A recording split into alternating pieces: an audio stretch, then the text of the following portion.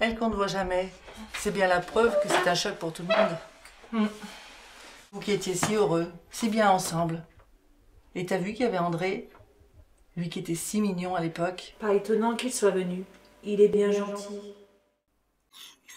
Je me souviens d'un bal, ça remonte à bien longtemps. C'était magique. André et moi, on avait dansé toute la soirée. J'étais folle de lui.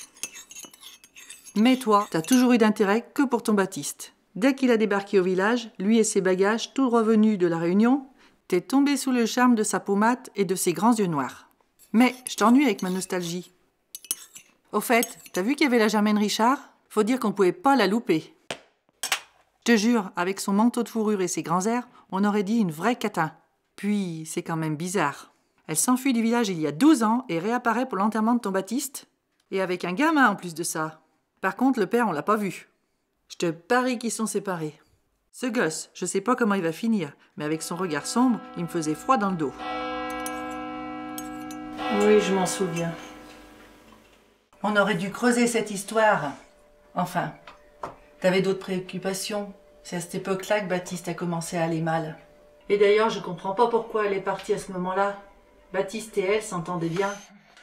Elle aurait pu le soutenir. Elle cache quelque chose de louche, cette femme.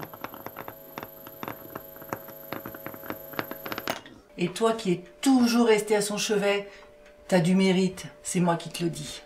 Fallait bien. Qui d'autre l'aurait fait, sinon sa femme?